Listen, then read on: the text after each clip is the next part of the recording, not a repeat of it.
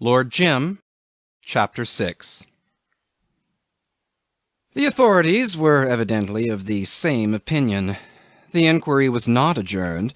It was held on the appointed day to satisfy the law, and it was well attended because of its human interest, no doubt. There was no incertitude as to facts, as to the one material fact, I mean. How the Patna came by her hurt it was impossible to find out. The court did not expect to find out, and in the whole audience there was not a man who cared. Yet, as I have told you, all the sailors in the port attended, and the waterside business was fully represented. Whether they knew it or not, the interest that drew them here was purely psychological, the expectation of some essential disclosure as to the strength, the power, the horror of human emotions. Naturally, nothing of the kind could be disclosed. The examination of the only man able and willing to face it was beating futilely round the well-known fact, and the play of questions upon it was as instructive as the tapping with a hammer on an iron box were the object to find out what's inside. However, an official inquiry could not be any other thing. Its object was not the fundamental why, but the superficial how of this affair. The young chap could have told them, and though that very thing was the thing that interested the audience, the questions put to him necessarily led him away from what to me, for instance, would have been the only truth worth knowing. You can't expect the constituted authorities to inquire into the state of a man's soul, or is it only of his liver? Their business was to come down upon the consequences, and frankly a casual police magistrate and 2 nautical assessors are not much good for anything else. I don't mean to imply these fellows were stupid. The magistrate was very patient. One of the assessors was a sailing ship skipper with a reddish beard and of a pious disposition. Brierly was the other, Big Brierly. Some of you must have heard of Big Brierly, captain of the crack ship of the Blue Star Line. That's the man. He seemed consumedly bored by the honour thrust upon him. He had never in his life made a mistake, never had an accident, never a mishap, never a check in his steady rise, and he seemed to be one of those lucky fellows who knows nothing of indecision, much less of mistrust. At 32 he had one of the best commands going in the Eastern trade, and what's more, he thought a lot of what he had. There was nothing like it in the world, and I suppose if you had asked him point blank, he would have confessed that in his opinion there was not such another commander. The choice had fallen upon the right man. The rest of mankind that did not command the 16-knot steel steamer Ossa were rather poor creatures. He had saved lives at sea, had rescued ships in distress, had a gold chronometer presented to him by the underwriters, and a pair of binoculars with suitable inscription from some foreign government, in commemoration of these services. He was acutely aware of his merits and of his rewards. I liked him well enough, though some I know, meek, friendly men at that, couldn't stand him at any price. I haven't the slightest doubt he considered himself vastly my superior. Indeed, had you been Emperor of East and West, you could not have ignored your inferiority in his presence. But I couldn't get up any real sentiment of offence. He did not despise me for anything I could help, for anything I was, don't you know? I was a negligible quantity simply because I was not the fortunate man of the earth, not Montague Brierly in command of the Ossa, not the owner of an inscribed gold chronometer and of silver-mounted binoculars testifying to the excellence of my seamanship and to my indomitable pluck, not possessed of an acute sense of my merits and of my rewards, besides the love and worship of a black retriever, the most wonderful of its kind, for never was such a man loved thus by such a dog. No doubt to have all this forced upon you was exasperating enough. But when I reflected that I was associated in these fatal disadvantages with 1,200 millions of other more or less human beings, I found I could bear my share of his good-natured and contemptuous pity for the sake of something indefinite and attractive in the man. I have never defined to myself this attraction, but there were moments when I envied him. The sting of life could do no more to his complacent soul than the scratch of a pin to the smooth face of a rock. This was enviable. As I looked at him, flanking on one side the unassuming pale-faced magistrate who presided at the inquiry, his self-satisfaction presented to me and to the world a surface as hard as granite. He committed suicide very soon after. No wonder Jim's case bored him. And while I thought with something akin to fear of the immensity of his contempt for the young man under examination, he was probably holding silent inquiry into his own case. The verdict must have been of unmitigated guilt, and he took the secret of the evidence with him in that leap into the sea. If I understand anything of men, the matter was no doubt of the gravest import, one of those trifles that awaken ideas, start into life some thought with which a man unused to such a companionship finds it impossible to live. I am in a position to know that it wasn't money, and it wasn't drink, and it wasn't woman. He jumped overboard at sea barely a week after the end of the inquiry, and less than 3 days after leaving port on his outward passage, as though on that exact spot in the midst of waters he had suddenly perceived the gates of the other world flung open wide for his reception. Yet it was not a sudden impulse. His grey-headed mate, a first-rate sailor, and a nice old chap with strangers, but in his relations with his commander, the surliest chief officer I've ever seen, would tell the story with tears in his eyes. It appears that when he came on deck in the morning, Brierly had been writing in the chart-room. "It was 10 minutes to 4, he said, and the middle watch was not relieved yet, of course. He heard my voice on the bridge, speaking to the second mate, and called me in. I was loath to go, and that's the truth, Captain Marlowe. I couldn't stand poor Captain Brierly, I tell you with shame. We never know what a man is made of. He had been promoted over too many heads, not counting my own, and he had a damnable trick of making you feel small, nothing but by the way he said good morning.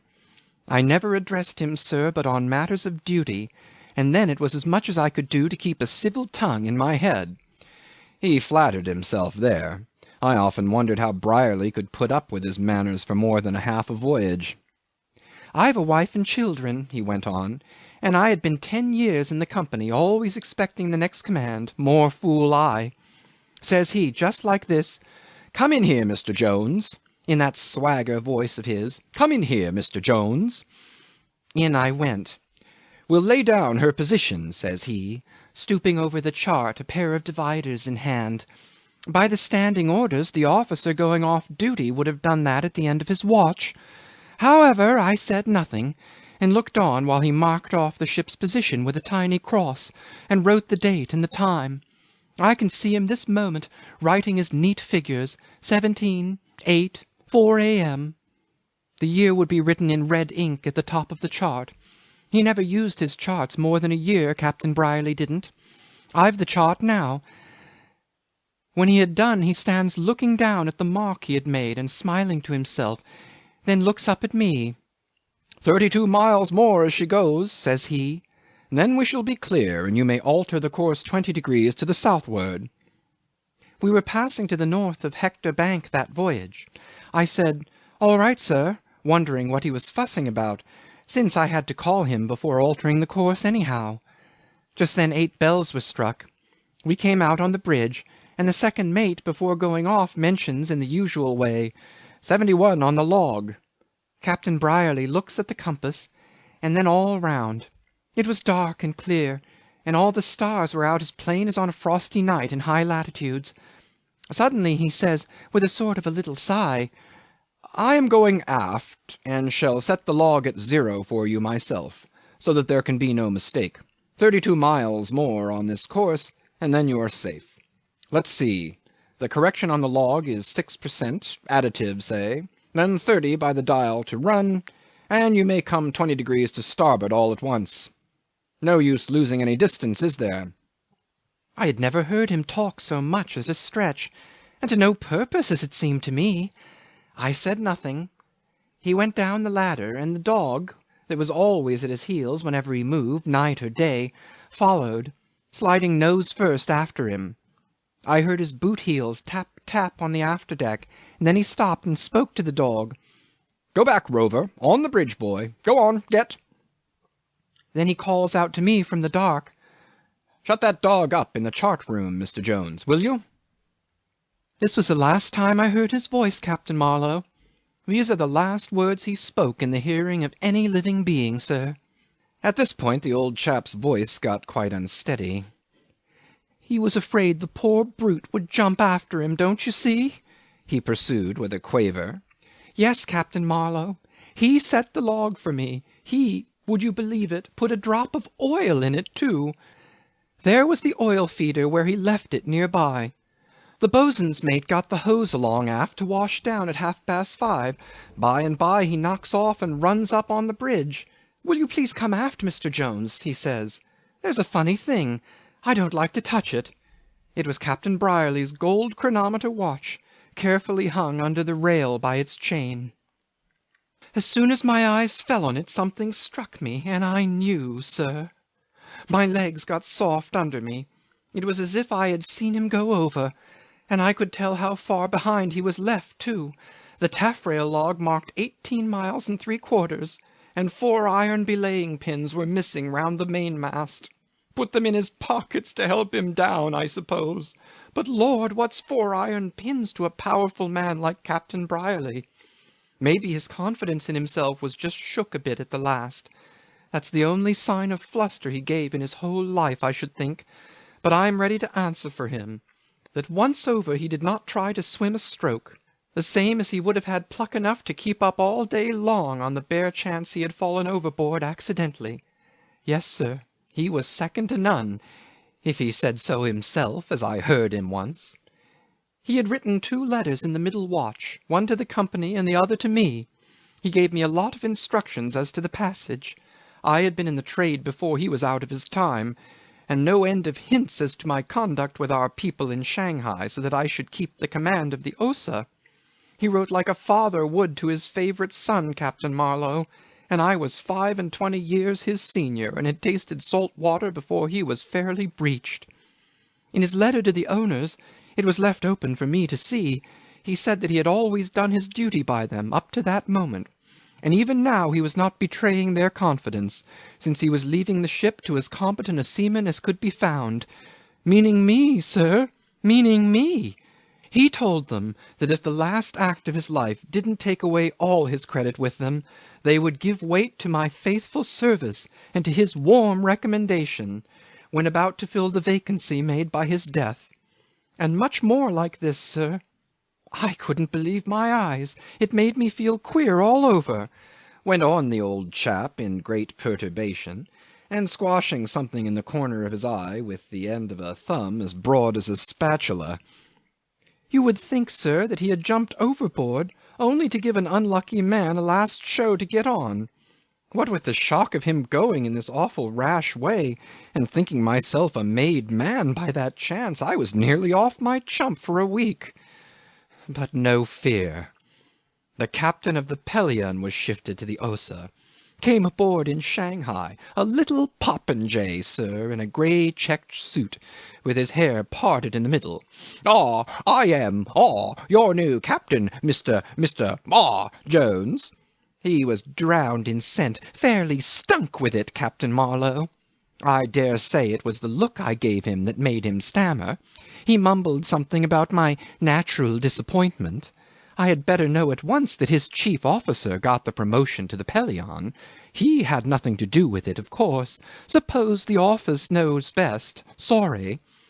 Says I, don't you mind old Jones, sir, damn his soul, he's used to it. I could see directly I had shocked his delicate ear, and while we sat at our first tiffin together, he began to find fault in a nasty manner with this and that in the ship. I never heard such a voice out of a Punch and Judy show. I set my teeth hard, glued my eyes to my plate, and held my peace as long as I could, but at last I had to say something. Up he jumps, tiptoeing, ruffling all his pretty plumes like a little fighting cock. You'll find you have a different person to deal with than the late Captain Brierly. "I've found it," says I, very glum, but pretending to be mighty busy with my steak. "You are an old ruffian, Mr. Jones, and what's more, you are known for an old ruffian in the employ," he squeaks at me. The damned bottle washers stood about listening with their mouths stretched from ear to ear. "I may be a hard case," answers I, "but I ain't so far gone as to put up with the sight of you sitting in Captain Brierly's chair." With that I lay down my knife and fork. "You would like to sit in it yourself. That's where the shoe pinches," he sneers. I left the saloon, got my rags together, and was on the quay with all my dunnage about my feet before the stevedores had turned to again. Yes, adrift on shore after 10 years' service, and with a poor woman and 4 children 6,000 miles off depending on my half-pay for every mouthful they ate. Yes, sir, I chucked it, rather than hear Captain Brierly abused. He left me his night-glasses. Here they are. And he wished me to take care of the dog. Here he is. Hello, Rover, poor boy. Where's the captain, Rover? The dog looked up at us with mournful yellow eyes, gave one desolate bark, and crept under the table. All this was taking place more than 2 years afterwards, on board that nautical ruin, the Fire Queen, that Jones had got charge of. Quite by a funny accident, too, from Matherson. Mad Matherson, they generally called him. The same who used to hang out in Haiphong, you know, before the occupation days. The old chap snuffled on. "Aye, sir, Captain Brierly will be remembered here, if there's no other place on earth. I wrote fully to his father, and did not get a word in reply, neither thank you nor go to the devil. Nothing. Perhaps they did not want to know." The sight of that watery-eyed old Jones mopping his bald head with a red cotton handkerchief, the sorrowing yelp of the dog, the squalor of that fly-blown cuddy which was the only shrine of his memory, threw a veil of inexpressibly mean pathos over Brierly's remembered figure. The posthumous revenge of fate for that belief in his own splendour which had almost cheated his life of its legitimate terrors. Almost. Perhaps wholly. Who can tell what flattering view he had induced himself to take of his own suicide? "Why did he commit such a rash act, Captain Marlowe? Can you think?" asked Jones, pressing his palms together. "Why? It beats me. Why?" He slapped his low and wrinkled forehead. "If he had been poor and old and in debt, and never a show, or else mad. But he wasn't of the kind that goes mad, not he. You trust me. What a mate don't know about his skipper isn't worth knowing. Young, healthy, well off, no cares. I sit here sometimes thinking till my head fairly begins to buzz. There was some reason." "You may depend on it, Captain Jones," said I. "It wasn't anything that would have disturbed much either of us two," I said. And then, as if a light had been flashed into the muddle of his brain, poor old Jones found a last word of amazing profundity. He blew his nose, nodding at me dolefully. "Aye, aye. Neither you nor I, sir, had ever thought so much of ourselves." Of course, the recollection of my last conversation with Brierly is tinged with the knowledge of his end that followed so close upon it. I spoke with him for the last time during the progress of the inquiry. It was after the first adjournment, and he came up with me in the street. He was in a state of irritation, which I noticed with surprise, his usual behaviour when he condescended to converse being perfectly cool with a trace of amused tolerance, as if the existence of his interlocutor had been a rather good joke. "They caught me for that inquiry, you see," he began, and for a while enlarged complainingly upon the inconveniences of daily attendance in court. "And goodness knows how long it will last. 3 days, I suppose." I heard him out in silence. In my then opinion it was a way as good as another of putting on side. "What's the use of it? It's the stupidest set-out you can imagine," he pursued hotly. I remarked that there was no option. He interrupted me with a sort of pent-up violence. I feel like a fool all the time." I looked up at him. This was going very far for Brierly when talking of Brierly. He stopped short, and seizing the lapel of my coat, gave it a slight tug.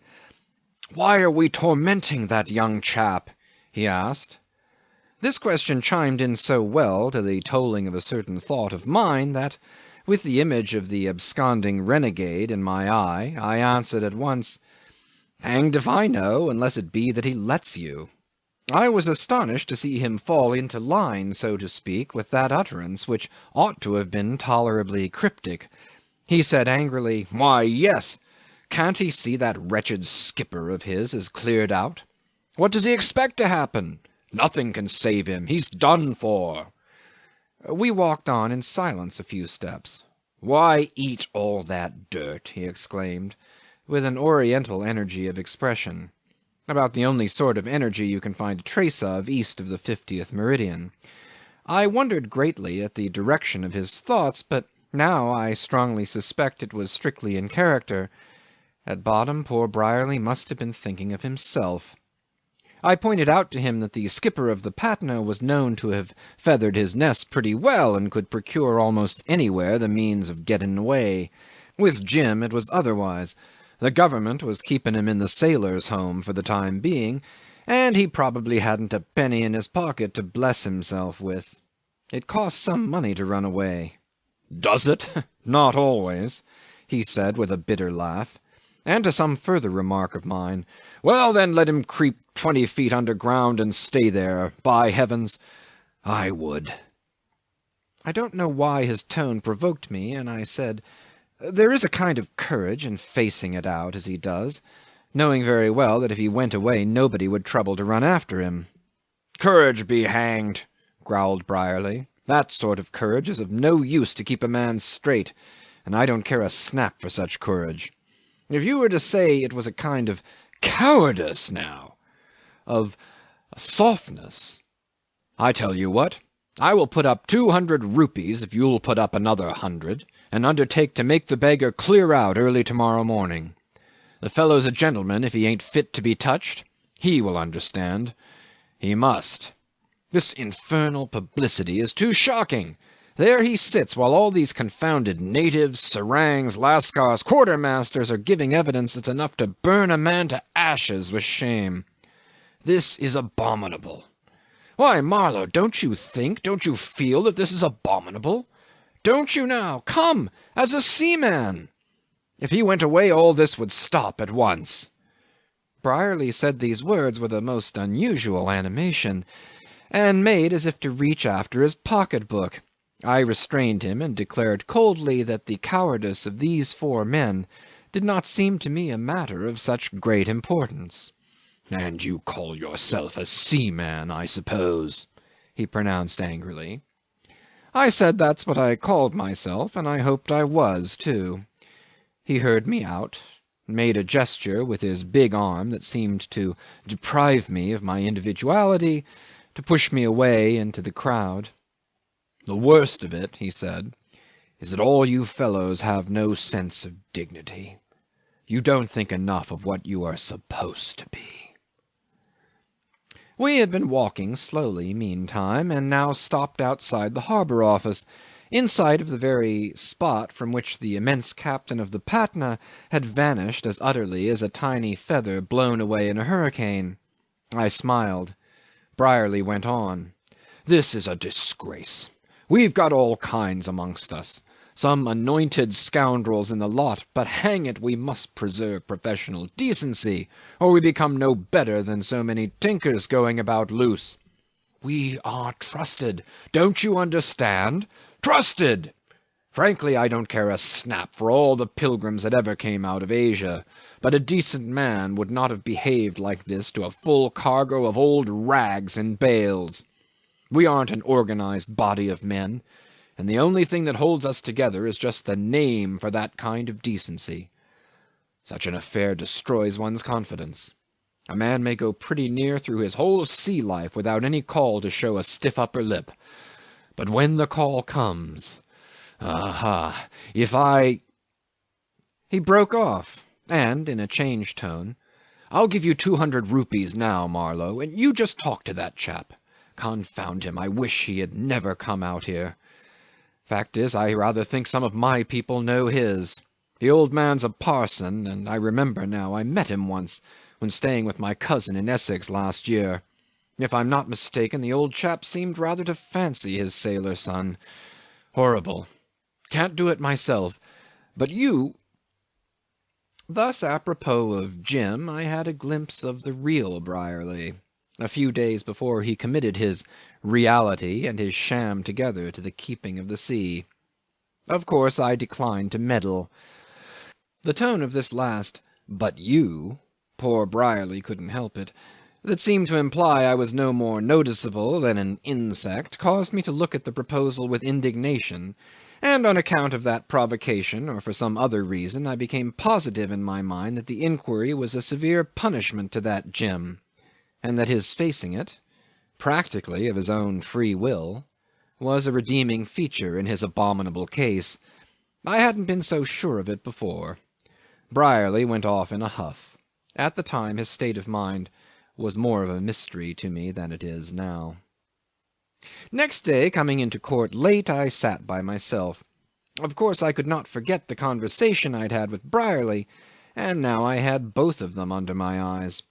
The demeanour of one suggested gloomy impudence, and of the other a contemptuous boredom, yet one attitude might not have been truer than the other, and I was aware that one was not true. Brierly was not bored, he was exasperated. And if so, then Jim might not have been impudent. According to my theory, he was not. I imagined he was hopeless. Then it was that our glances met. They met, and the look he gave me was discouraging of any intention I might have had to speak to him. Upon either hypothesis, insolence or despair, I felt I could be of no use to him. This was the second day of the proceedings.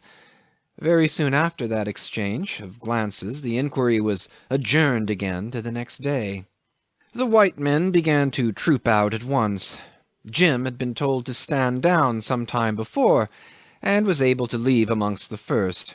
I saw his broad shoulders and his head outlined in the light of the door, and while I made my way slowly out, talking with someone, some stranger who had addressed me casually, I could see him from within the court-room, resting both elbows on the balustrade of the veranda and turning his back on the small stream of people trickling down the few steps. There was a murmur of voices and a shuffle of boots. The next case was that of assault and battery committed upon a money-lender, I believe, and the defendant, a venerable villager with a straight white beard, sat on a mat just outside the door with his sons, daughters, sons-in-law, their wives, and I should think half the population of his village besides, squatting or standing around him. A slim, dark woman, with a part of her back and one black shoulder bared, and with a thin gold ring in her nose, suddenly began to talk in a high-pitched, shrewish tone. The man with me instinctively looked up at her. We were then just through the door, passing behind Jim's burly back. Whether those villagers had brought the yellow dog with them, I don't know. Anyhow, a dog was there, weaving himself in and out amongst people's legs, in that mute, stealthy way native dogs have, and my companion stumbled over him. The dog leaped away without a sound.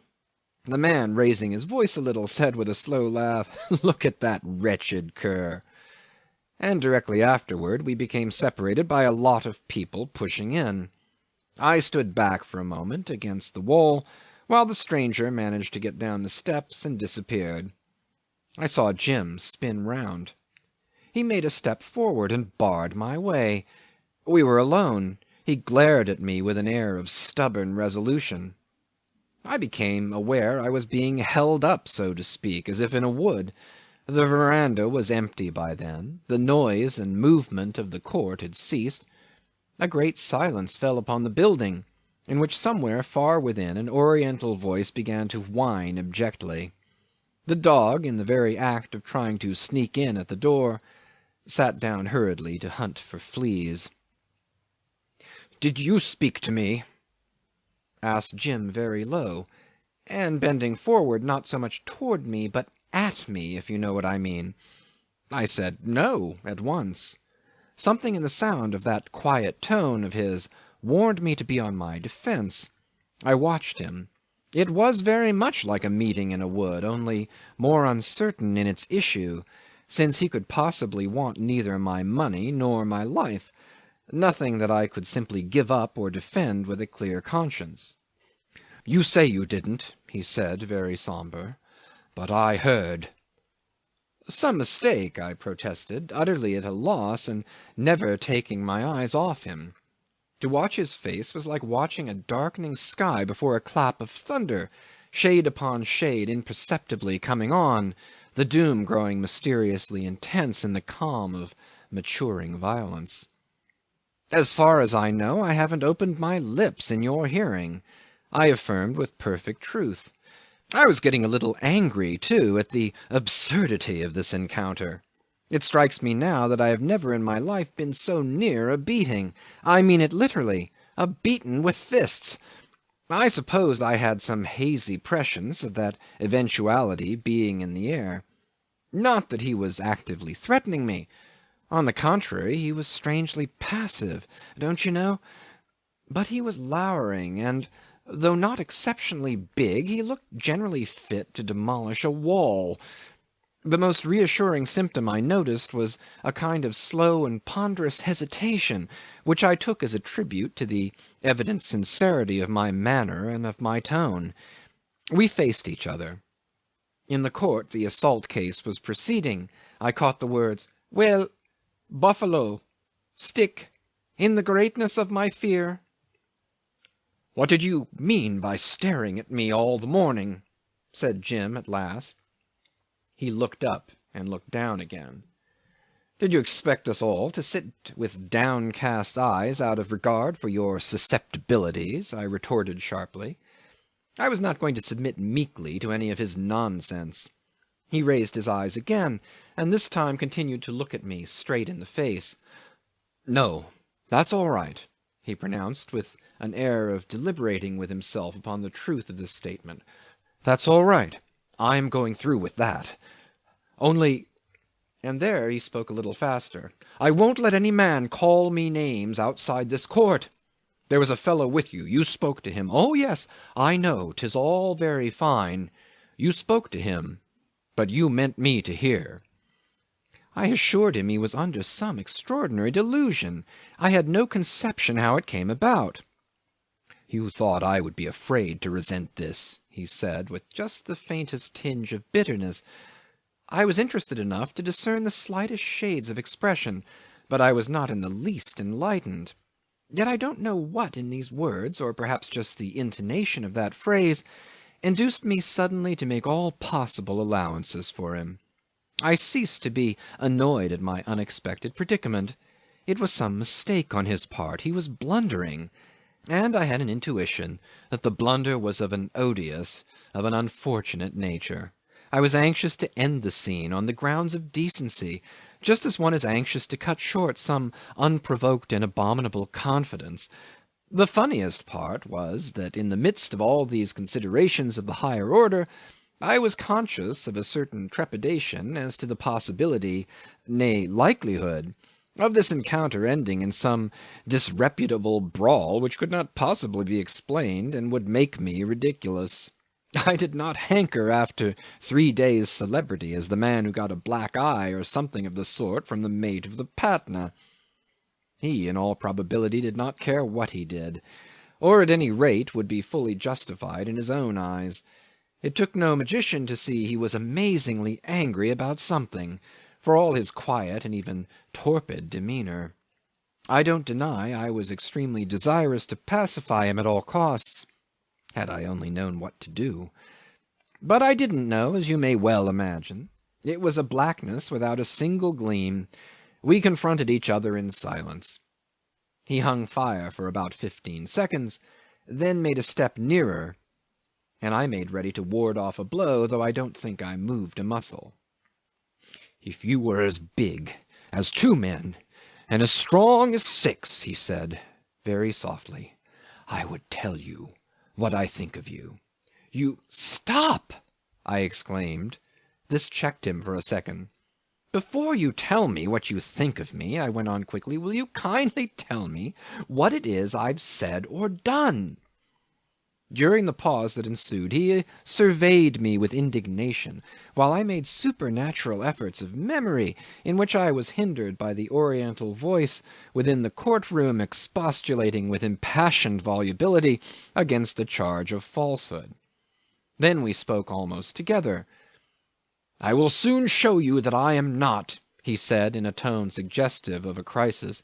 "I declare I don't know," I protested earnestly at the same time. He tried to crush me by the scorn of his glance.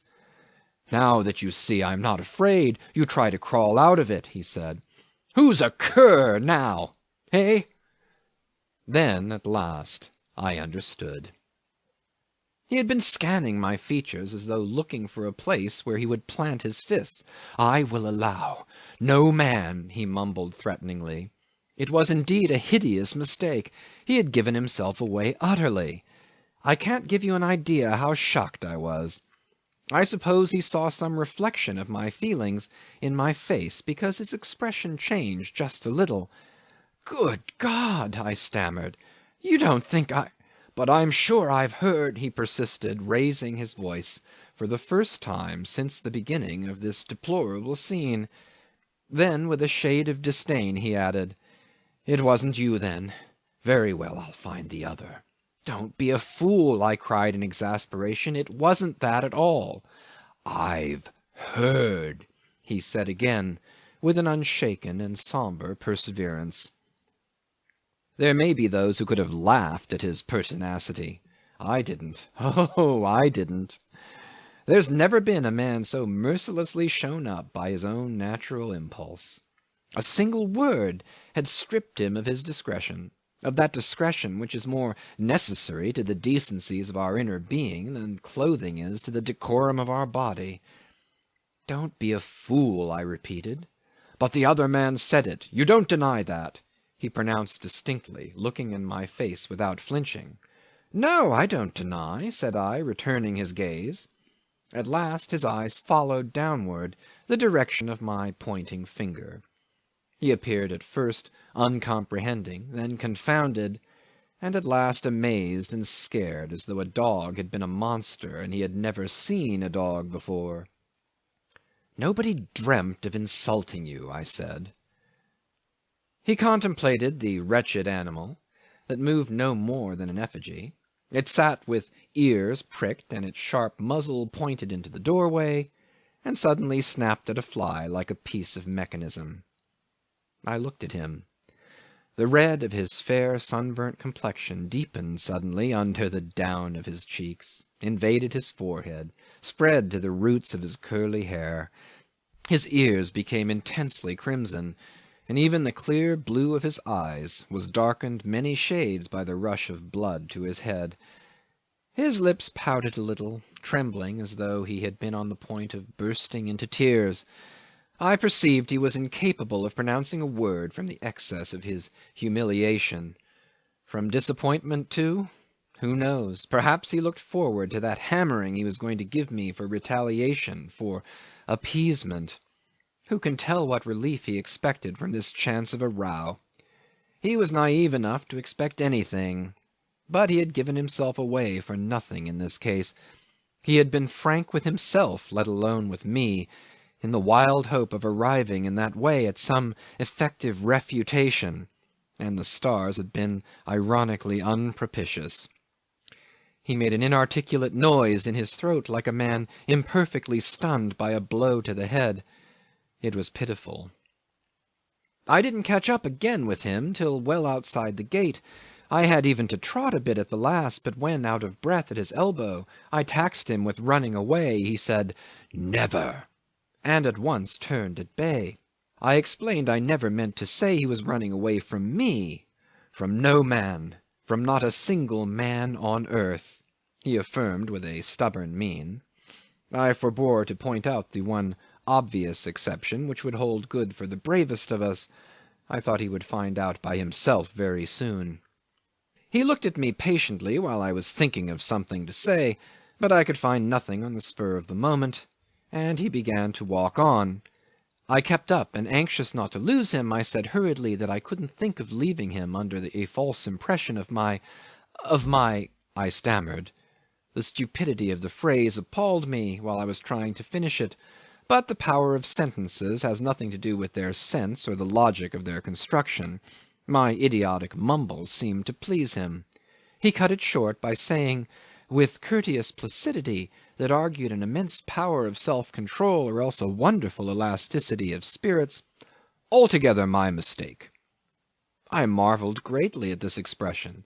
He might have been alluding to some trifling occurrence. Hadn't he understood its deplorable meaning? "You may well forgive me," he continued, and went on a little moodily. "All these staring people in court seemed such fools that it might have been as I supposed." This opened suddenly a new view of him to my wonder. I looked at him curiously, and met his unabashed and impenetrable eyes. "I can't put up with this sort of thing," he said very simply, "and I don't mean to. In court it's different. I've got to stand that. And I can do it too." I don't pretend I understood him. The views he let me have of himself were like those glimpses through the shifting rents in a thick fog, bits of vivid and vanishing detail, giving no connected idea of the general aspect of a country. They fed one's curiosity without satisfying it. They were no good for purposes of orientation. On the whole, he was misleading. That's how I summed him up to myself after he left me late in the evening. I had been staying at the Malabar House for a few days, and on my pressing invitation he dined with me there. End of chapter 6